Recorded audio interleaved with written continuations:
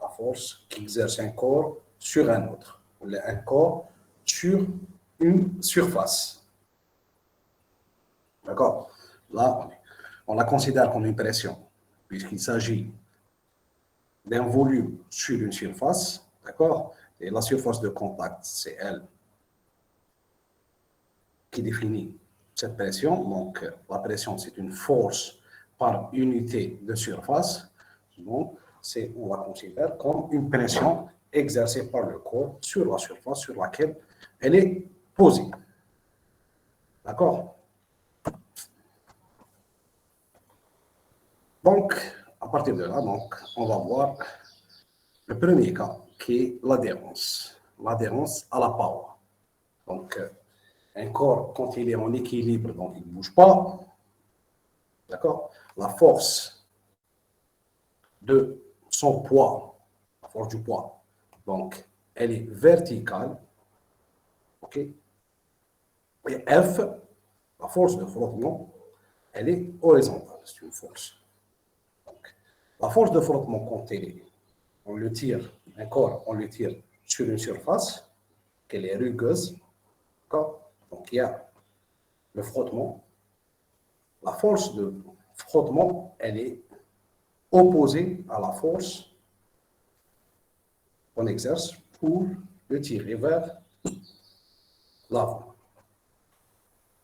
C'est ça, en appliquant la deuxième loi de Newton, donc la loi fondamentale, donc la force, la somme des forces extérieures agissant sur ce corps, on a le poids, la force de traîner, donc de pousser plutôt, plus la force de contact. Ici, on a deux forces de contact. Une force qui est verticale et une force qui est horizontale. D'accord? Donc, les deux forces, c'est quoi? Ils donnent naissance à la force qu'on appelle la force de contact. Pour les deux. La première, c'est la force de pression. Elle est due à son poids. C'est CY. Et la deuxième, c'est CX, qui est au frottement. Là, il est en équilibre. Donc, il ne bouge pas.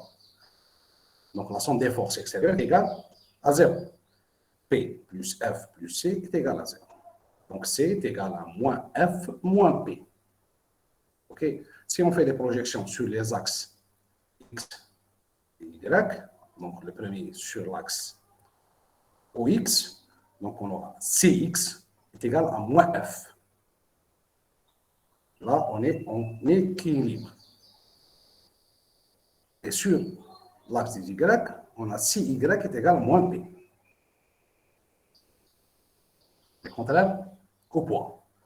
Et sur X, elle est contraire à la force qu'on utilise pour le déplacement. Donc, là, on se dit directement que, puisqu'il est en équilibre, CX, c'est une force d'adhérence. La force d'adhérence, elle s'oppose à la force qu'on exerce pour le bouger, d'accord? Et au déplacement de l'objet.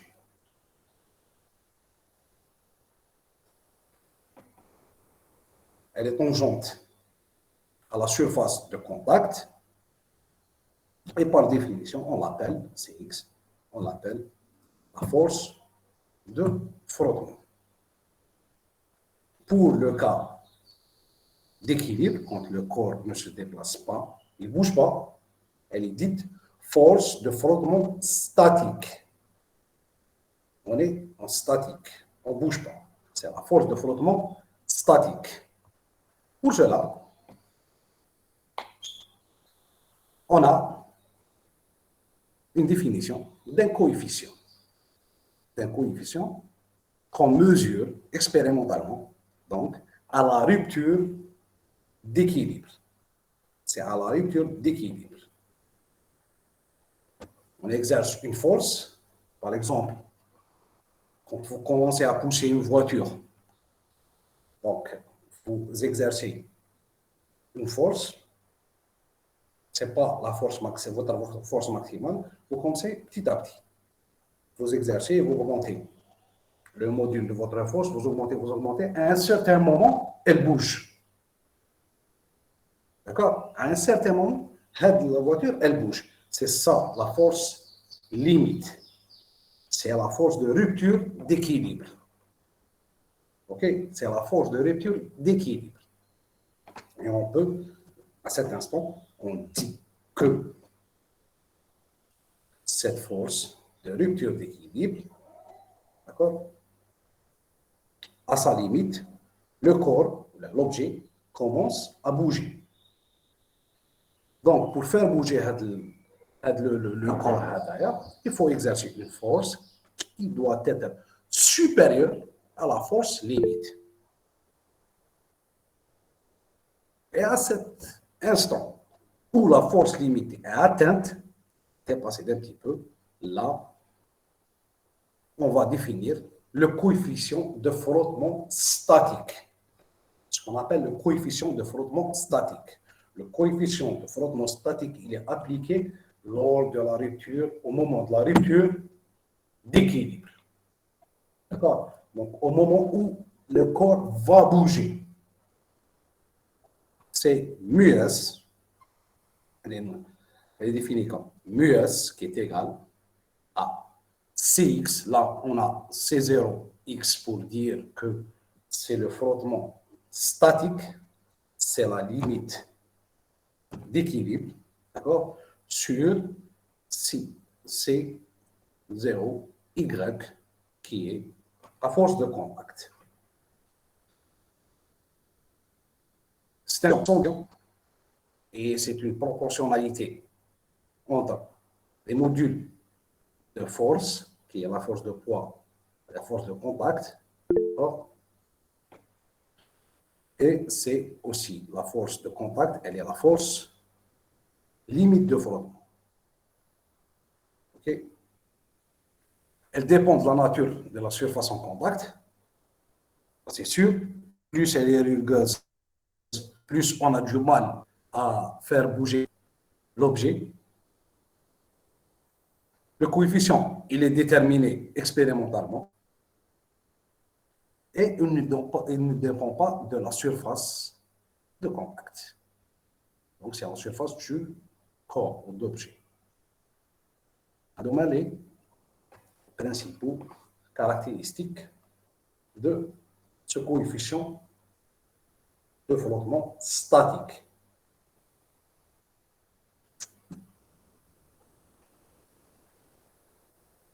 C'est bon?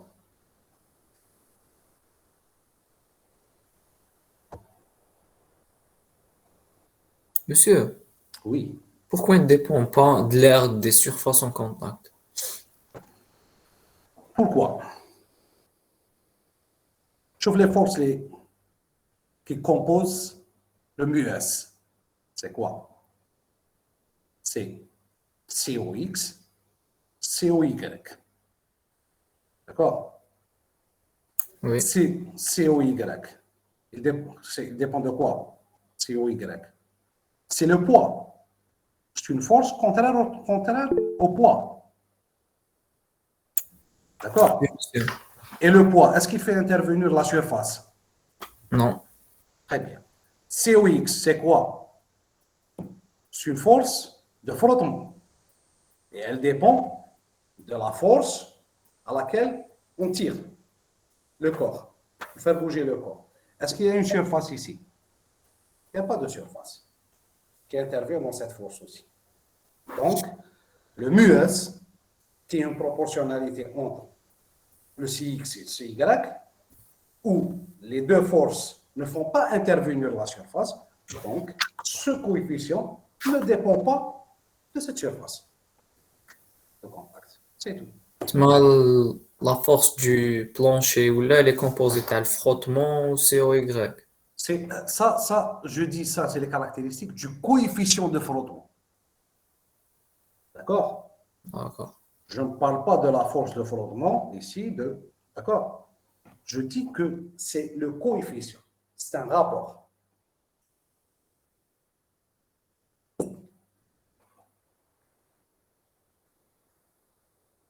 C'est bon? Si vous avez, si vous vous souvenez, au premier cours, je pense, à la fin du premier cours, je vous ai dicté un petit exercice d'analyse dimensionnelle. C'est la chute de deux corps de masse différentes. Je vous ai demandé de dire qui arrive le premier ou s'il arrive au même temps et de démontrer ça. D'accord? Vous vous souvenez de ça? Là, je vous ai donné des indices. Je vous ai donné des indices. On utilise l'analyse dimensionnelle pour dire que ce temps de chute, d'accord, ce facteur qui est le plus important là pour dire qu'ils arrivent en même temps ou à des temps différents, donc, c'est le temps de chute, le temps qu'il met jusqu'à l'arrivée au sol pour les deux corps. Donc, il faut démontrer que ce temps ne dépend pas de la masse. Donc, l'équation, on peut tirer de ce problème de la variation temporaire, variation de temps. Donc, dans cette équation, il n'y a pas de masse. La masse n'intervient pas. Là, on dit que la masse ne vient pas dans le temps de chute. Donc, là, le temps de chute est indépendant de la masse. D'accord? Là, on fait la même chose. D'accord? Mais bon, pour l'exercice avec, je n'ai pas eu de retour. C'est la question, comment on le fait ou...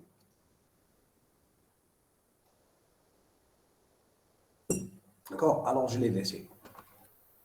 J'allais le faire, mais je ne l'ai pas fait.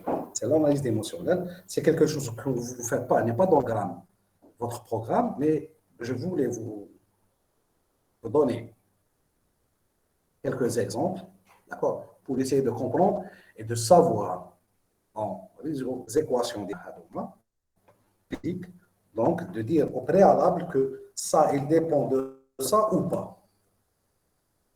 C'est la même chose. Donc, si on n'a pas la surface qui intervient dans cette équation de μs, donc on dit qu'elle ne dépend pas de la surface. Est-ce que je vais vous expliquer au jeune homme? Donc, maintenant, on passe à une deuxième définition du frottement, c'est le frottement dynamique. Le frottement dynamique. Là, l'objet est en mouvement. Et le frottement dynamique s'oppose comme une résistance par rapport. Lorsque l'objet, d'accord, est en mouvement. Le frottement dynamique, c'est une résistance par rapport aux forces à laquelle on tire l'objet. Par exemple, si on n'a pas de frottement, d'accord, on peut tirer ce corps, cet objet, disons de 50 kg, avec une force, par exemple, de 5 newtons. Mais dès qu'on est sur une surface un peu rugueuse où il y a des frottements, donc il nous faut plus de 50 newtons pour tirer cet objet à la même vitesse. Il faut augmenter. D'accord? Donc, cette force, qui est le frottement dynamique, elle intervient quand l'objet est en mouvement. En appliquant de la même manière la loi fondamentale de la dynamique, c'est la loi de Newton, donc la somme des forces extérieures, là, on est en mouvement, donc égale à MA, ou M gamma, d'accord? Donc on a la somme des forces qui est P plus F, les forces qui interviennent, P plus F plus C, qui est la composante de la force de contact et la force de frottement, c'est le C, qui est égal à MA. Donc la force C, c'est quoi? C'est MA moins P moins F.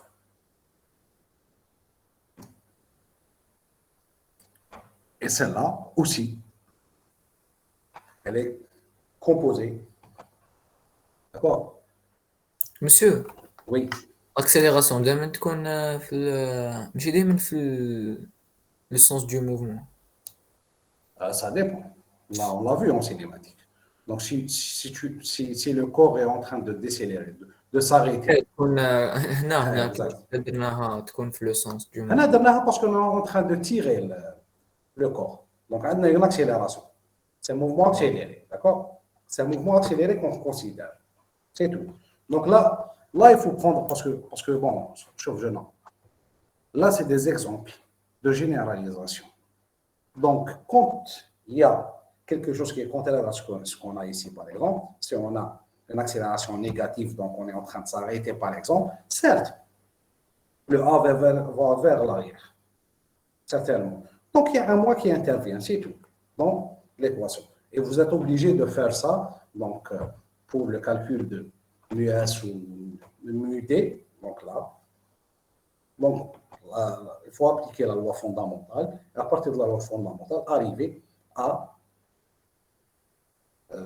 représenter le CX, écrire plutôt le CX et le CY, en fonction des forces agissantes donc, sur le corps, et de calculer le μS comme le μD. Donc, comme je disais, ce C, cette force de contact, donc, elle a des composantes, comme on a vu pour le statique, composante tangentielle, qui est le CX, qui s'oppose aussi au mouvement, et c'est une force de frottement dynamique. C'est la même chose, comme pour le cas statique. Le coefficient de frottement dynamique, ici, c'est CX sur CY, c'est la même chose. On peut écrire comme μD ou μG. De définition qu'on retrouve dans les livres. μD ou μG, c'est le coefficient de frottement dynamique. OK? De la même manière, il est caractérisé par ses caractéristiques, donc sa valeur, elle est déterminée expérimentalement. Il faut se dire que μD, donc le coefficient de frottement dynamique, est inférieur en valeur au coefficient de frottement statique. D'accord? Pourquoi? Parce que, vous pouvez voir, revenons toujours, on a tous poussé une voiture un jour à un autre, donc, avant qu'elle bouge, quand elle est en statique, on applique une force pratiquement la maximale qu'on a, d'accord? Dès qu'elle bouge, on est plus à l'aise. La force, elle est moins importante, la force qu'on applique, elle est moins importante. Donc, ce qui veut dire que le frottement ternal, le coefficient de frottement ternal qui relie le poids et le frottement, d'accord, il est moins important. Il est plus important plutôt quand la voiture est à l'arrêt que lorsque la voiture commence à bouger.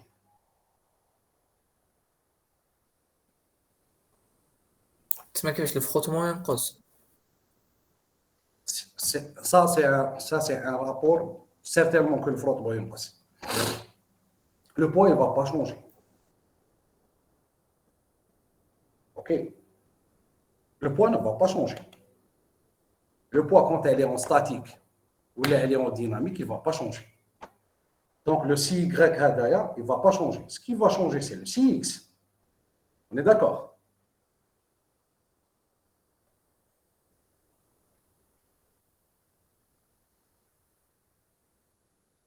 Quand elle est en statique, le CX, il est très important.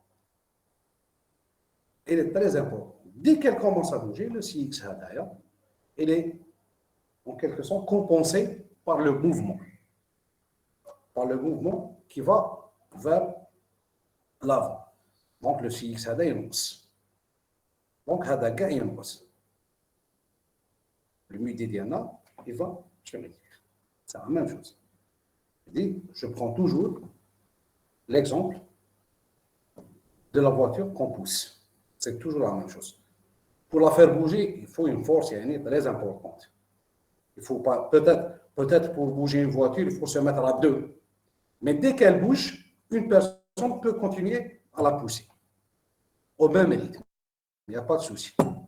Donc, c'est le CX qui est plus important en statique qu'en dynamique. Elle est indépendante. Ce coefficient est indépendant de la vitesse. D'accord? Et là, il dépend de la surface en contact. Là, il dépend de la surface en contact. Pourquoi? Tout à l'heure, je disais que pour le statique, il ne dépend pas de la surface. Et j'ai démontré ça par rapport à l'équation.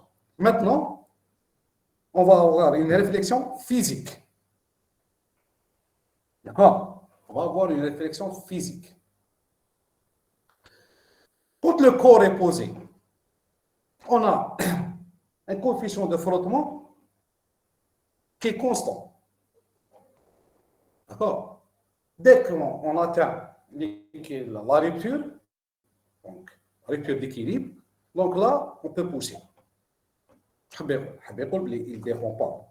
Par contre, si on est en mouvement, donc les forces terna ont d'autres angles. On va voir au final. Ils ont un autre angle d'application. Donc le frottement a des angles d'application. Donc là, il va dépendre de la surface. Puisqu'on dit, par exemple, prenons le même exemple pour les voitures, plus les pneus sont larges, plus la voiture adhère au sol. Elle a une meilleure adhérence. Elle ne risque pas de se tourner. D'accord? Ce qui fait la surface de contact, quand on est en mouvement, elle intervient dans le coefficient. Mais si on est en statique, non, elle n'intervient pas. Parce qu'on est à la même surface, on est en train d'essayer d'atteindre juste la position ou la force de rupture d'équilibre. OK?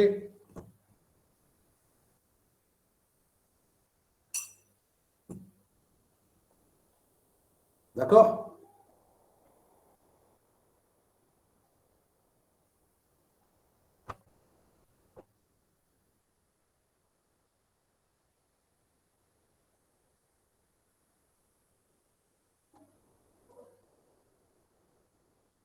C'est compris ici? Oui, monsieur.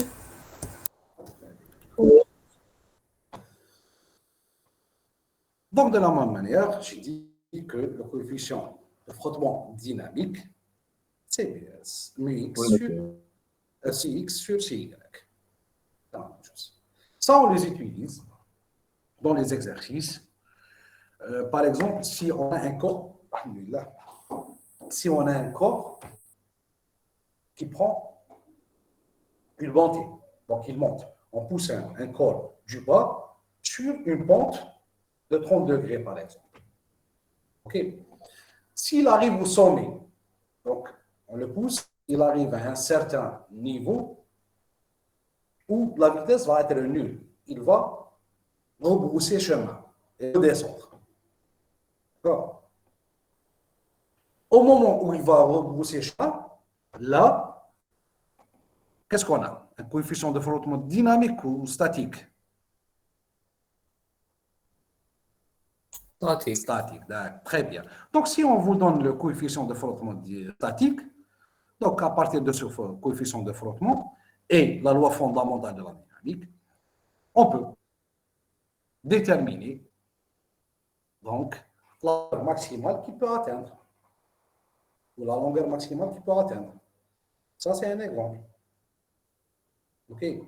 Donc, ces coefficients sont très importants dans la résolution des exercices. On va voir un exemple à la fin de ce cours. On a un exercice, on va voir ce. Donc, pour générer, oui, Quel est le coefficient? تما كل ما يحبس ça égale le même coefficient يكون en marche ومن بعد يحبس. Ou les statiques. Il y a un coefficient statique, bien sûr. S'il est en mouvement, c'est un صح il est coefficient. fixe Il est, زعما constant. si on ne change pas de sol, de surface, Ah. il est fixe. On ne change pas de corps, on ne change pas de surface, il est fixe.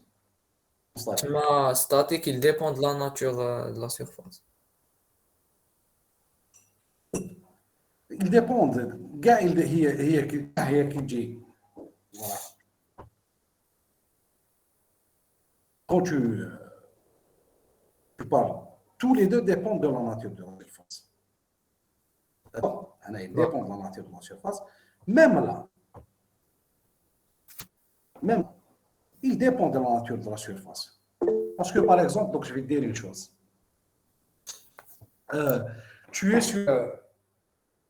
sur un sol plat, en voiture, ou là en ville, prenons le ville. Alors, sur du goudron, d'accord? Tu pédales avec la même force, donc tu as pratiquement une vitesse constante. D'accord? Disons que tu sors du goudron vers un champ de terre. Là, tu ne peux pas utiliser la même vitesse, la même force pour avoir la même vitesse. Là, il change. Ça change. Si tu vas sur un terrain où il y a du sable, là, c'est encore pire. D'accord? Donc là, ça dépend de la nature du sol. Ça, c'est sûr. Pour les frottements, tout frottement dépend de la nature du sol. Si tu pousses, par exemple, un objet sur du carrelage ou là sur du ciment, d'accord, une surface en ciment, une surface en carrelage, c'est pas la même chose.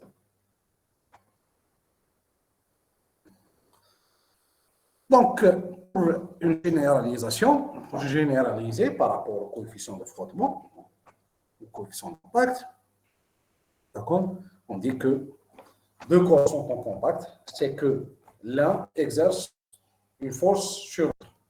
On peut le voir ici, d'accord? Donc, les deux sont inclinés. Donc, on a le 1 qui exerce une force à violet sur le 2, et le 2 exerce une force sur l'objet 1 qui est en bleu.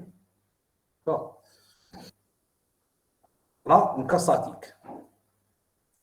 Là, si on applique une force et les deux objets sont à côté, donc on a ici le 1 qui exerce une force dans le sens de la force appliquée, donc c'est C1 sur qui est en violet. Le 2, il exerce une résistance qui est une force aussi sur le 1. Donc c'est en bleu, C2, 1. OK? Monsieur, leurs Là, modules sont égaux. leurs modules seront égaux quand on est en stack. Ah. D'accord. Mais bon, on va y voir. Donc ici, on a deux forces aussi. La force de contact, la force qui exerce le 1 sur le 2 qui est en violet, et la force qui exerce le 2 sur le 1 en violet. Donc si on applique ici une force, d'accord? Comment on peut ici représenter la force dans le cas où l'équilibre du corps 2 va se rompre, donc va bouger. Si on pousse, Hada va bouger vers l'arrière, par exemple. La force de contact entre le 1 et le 2, comment on peut la représenter? Dans le sens de la force appliquée ou au contraire? La force de frottement entre le corps 1 et le corps 2 s'exerce ici. Est-ce qu'elle est vers l'avant ou vers l'arrière? À votre avis? Vers l'avant. Très bien. Pourquoi?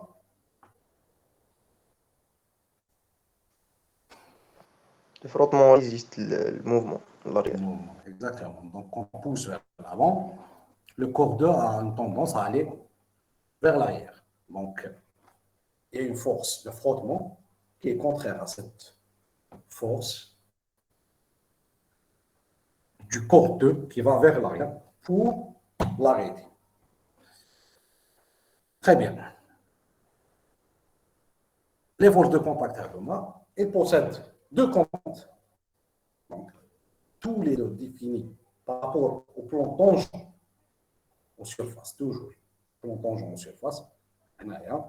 Donc, c'est CT plus CN, tangent plus normal, comme on l'a vu. OK? Et c'est le tangent, il est parallèle au plan de la surface.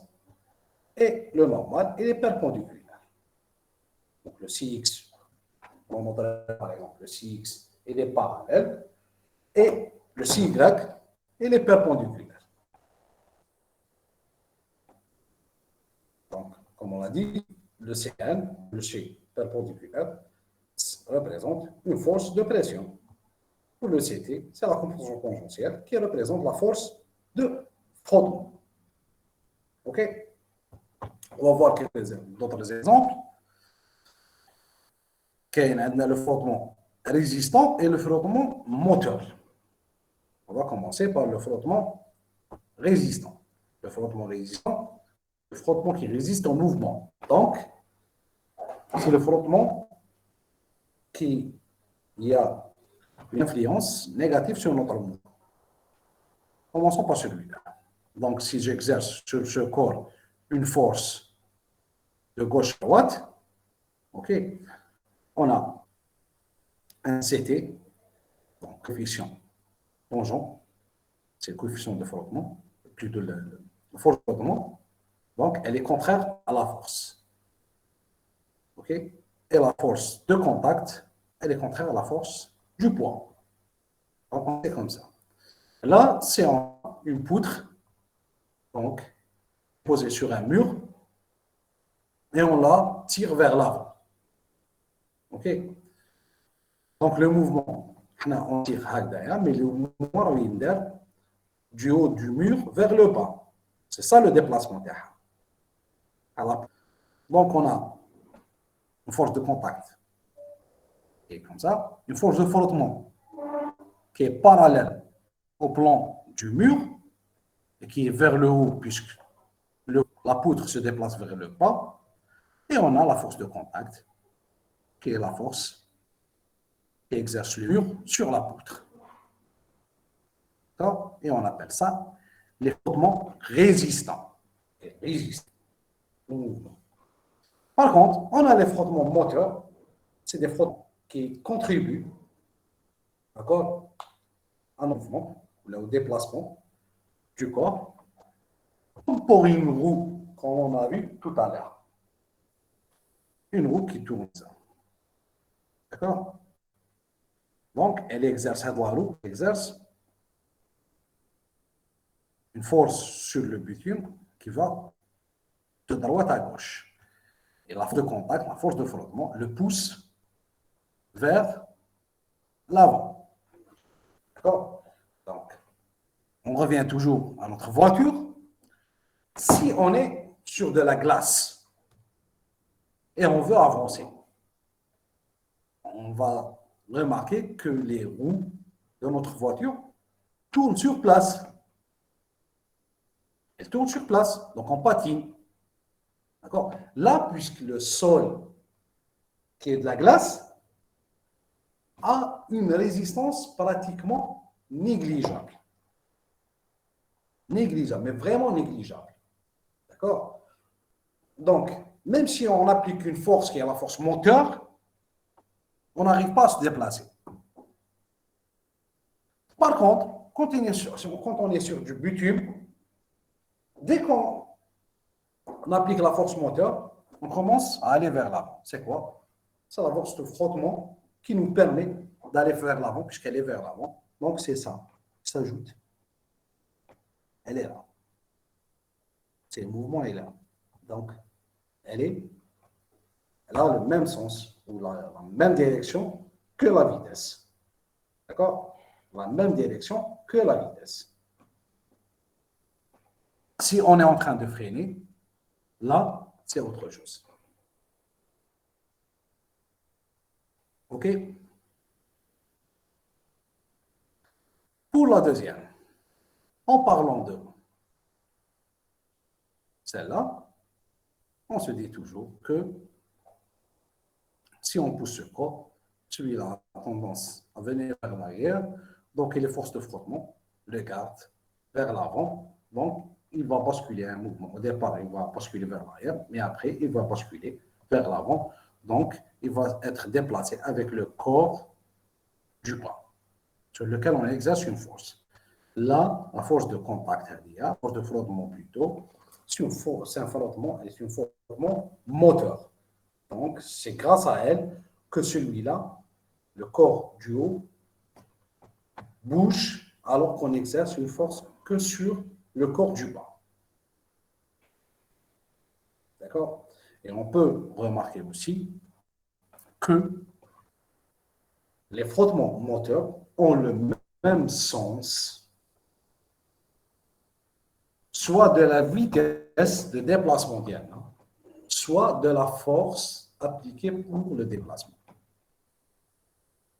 Par contre, pour les résistants, les frottements résistants, le sens du frottement est contraire au sens de la force appliquée. Ici, c'est le sens du mouvement, il est là, donc la vitesse elle est vers le bas, donc le CT, il est vers le haut. Le frottement, il est vers le haut. Il est contraire. Est-ce que c'est compris? Oui, monsieur. Très bien.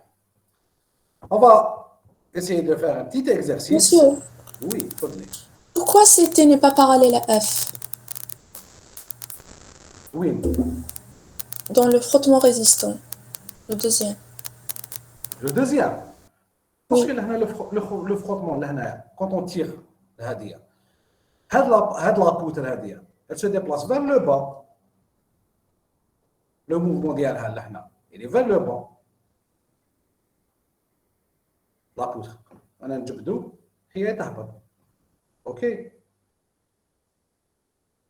Oui, d'accord.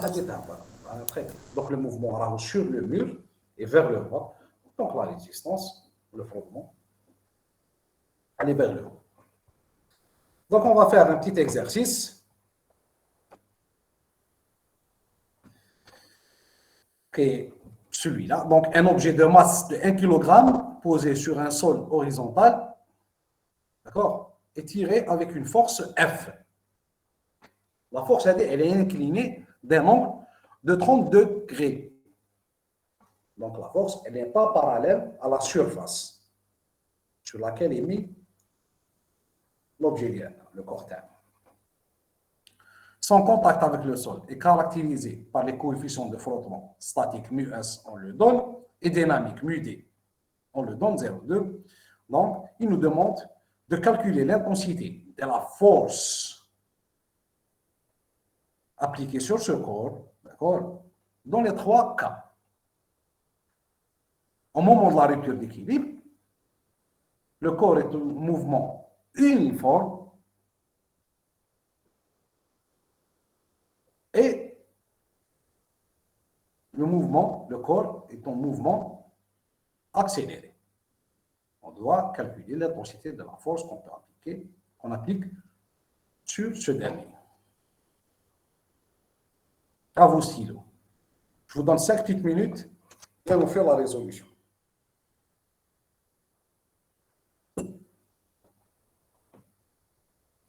OK?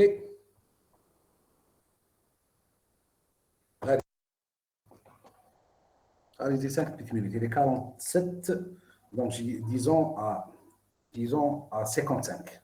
9h55, on commence la résolution. Donc, et j'aimerais avoir des intervenants.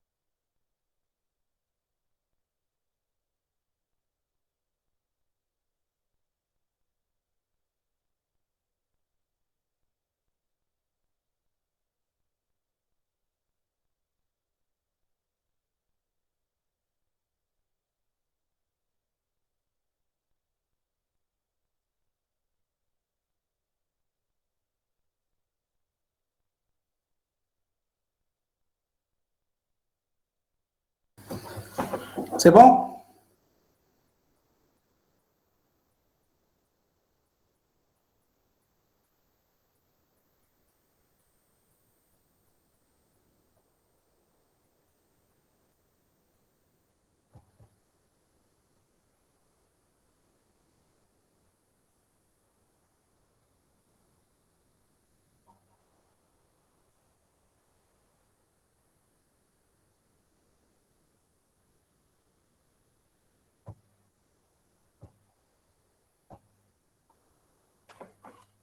C'est bon?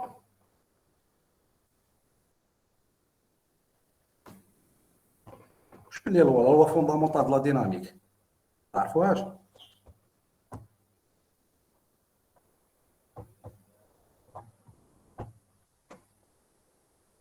هم les lois.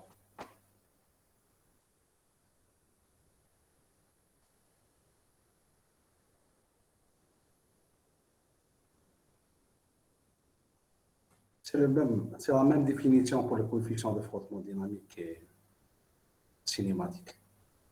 Vous appliquez la loi fondamentale de la dynamique, vous faites des projections par rapport aux axes X et Y.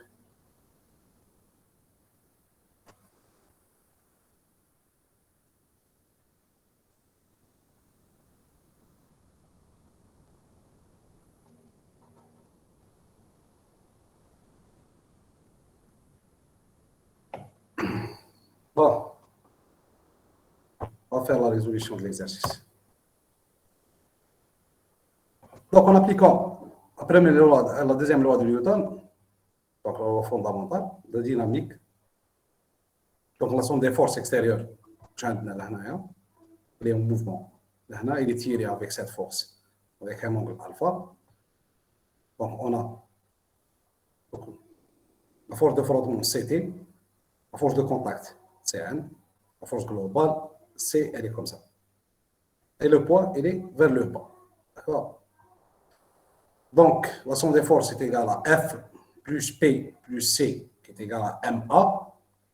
Si on fait des projections, d'accord, cette équation sur l'axe des X et l'axe des Y, sur l'axe des X, ce qu'on a, la force, elle est inclinée d'un angle alpha, donc c'est F cos alpha sur X, moins quoi? Sur l'axe des X, on n'a que la force de frottement, CT, qui est égale à MA, puisque le mouvement se fait horizontalement par rapport au plan ternat de contact. Sur l'axe des Y, on a F sinus alpha, c'est le mokabel, d'accord? C'est la force avec laquelle on tire, moins le poids, force du poids, le P, qui est vers le bas, et Y, il est vers le haut, donc on a moins P, plus CN, la force de contact, force normale. C'est bon jusque-là? Donc, l'équation 2, c'est-à-dire l'équation 51, 3, 51, elle donne directement, par définition, le coefficient de frottement, nous permet d'écrire que CT, si on prend un coefficient de frottement global, puisque μS et μD ont la même définition. Donc, on prend le mu qui englobe les deux. D'accord? Et par rapport au cas qu'on va traiter, on va lui attribuer un cas statique et un cas dynamique. Donc, le CT égale, mu est égal à CT sur Cn, donc Cx sur Cy, donc c'est la même chose. Donc, CT, qui est le Cx, est égal à mu Cy, donc mu Cn, qui est égal, on a le Cn à partir de cette équation, le Cn qui est égal à P moins F sinus alpha, donc c'est mu, Ct est égal à mu fois P moins sinus alpha.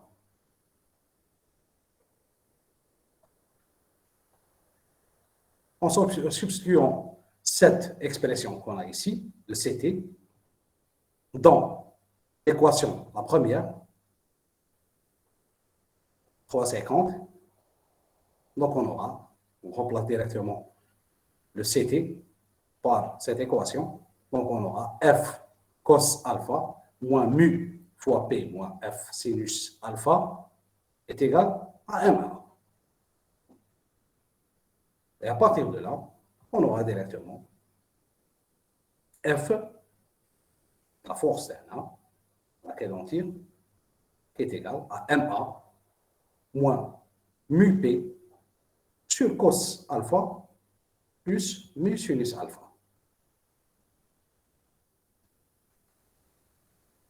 Là, pour le premier cas, c'est le cas de rupture d'équilibre. Donc, le corps n'est pas en mouvement, donc on a A qui est nul, l'accélération est nulle, et mu, c'est mu S, mu statique. D'accord? Donc, MA va disparaître, mu S fois P, cos alpha moins mu S sinus alpha. Une application directe, on a la masse, on a alpha, et on a le coefficient de frottement statique. Donc, on aura directement le F qui est égal à 4,48 newtons. Le deuxième cas, on est en mouvement uniforme. Donc, l'accélération est nulle. Et là, on est en mouvement, donc on n'est pas en équilibre, on n'est pas en statique, on est en dynamique. Donc, le mu, c'est mu dynamique, c'est le coefficient de frottement dynamique. De la même manière, on aura, elle va disparaître, on aura mu rho sur cosinus alpha plus mu d sinus alpha. En application numérique, on aura directement F, c'est 2,07 newtons. Si on est en mouvement, d'accord, et l'accélération est égale à 1 mètre par seconde, donc là, on garde tout, et le mu, ce sera le mu d. Donc, A est égal à 1 mètre par seconde au carré, et le mu est égal au mu d. Donc, on peut calculer directement à partir de là. Le F, c'est 3,1 newton. Qu'est-ce qu'on a utilisé comme loi ici? La deuxième loi de Newton, la définition. Qu'est-ce qu'on a utilisé comme loi ici? La deuxième loi de Newton, c'est tout. Mu d, mu s. Le mu général, c'est mu x sur mu y, c'est le plutôt c'est le cx sur cy, c'est le c tangent, c'est le frottement, sur la force de contact, il y a un Cn, le coefficient, plutôt le frottement normal.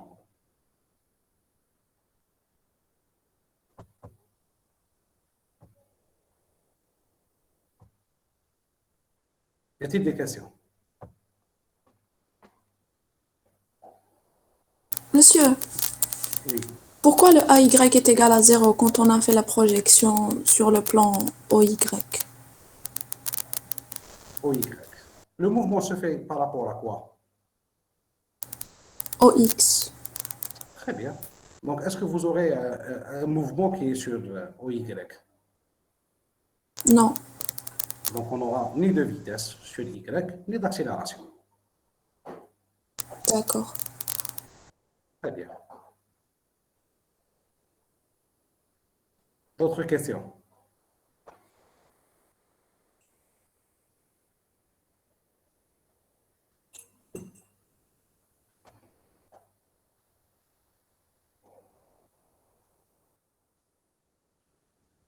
كيفاش؟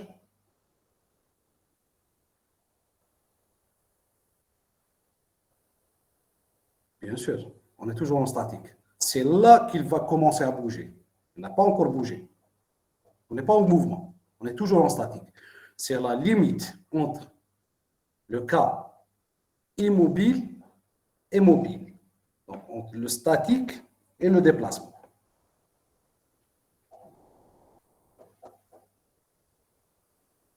Je vous en prie. D'autres questions?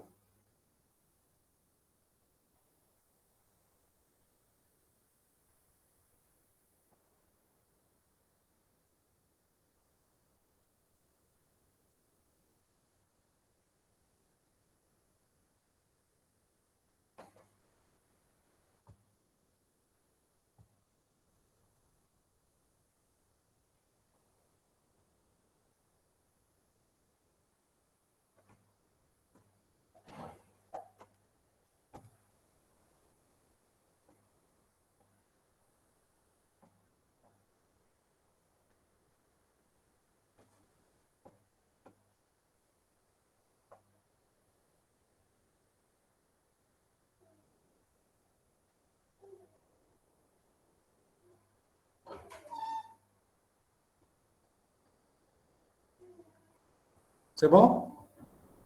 Tout le monde?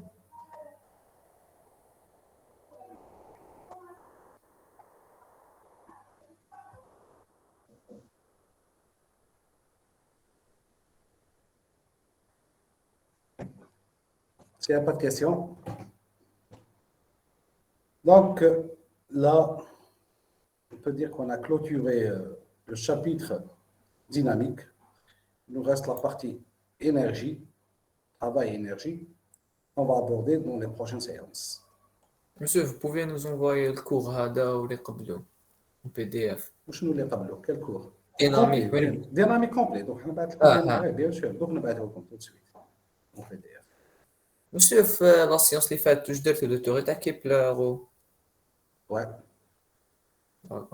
ومسيو تاع الغوصور مازال ما نديروها. On est passé par là. Mais Ah. on n'a pas fait d'application. Donc. D'accord. La force élastique. درتوها تسمى la science اللي فاتت. La science est faite. La force élastique, la force de rappel. C'est une définition simple. Donc, vous allez rentrer en natation directement.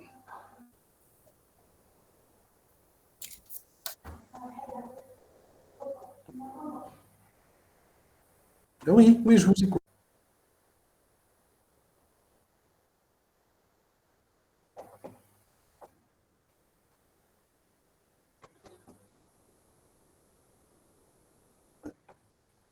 Prochaine. Jusqu'à la semaine prochaine. Jusqu'à la semaine prochaine. Non, non, non, non. On ne tient pas des délais. Il ne faut pas tarder. La semaine prochaine, avant la séance de la semaine prochaine. Très bien. Pour que je puisse corriger, voir, essayer de répondre au maximum. Monsieur, في الPDF اللي تبعتونا فيه la force élastique. Bien sûr. D'accord. Un cours complet.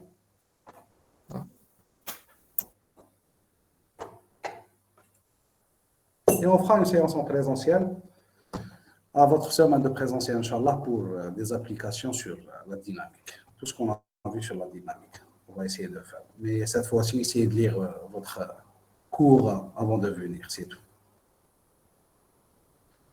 Eh bien, je vous remercie et je vous envoie tout de suite le PDF pour le cours. Au revoir tout le monde. Salam.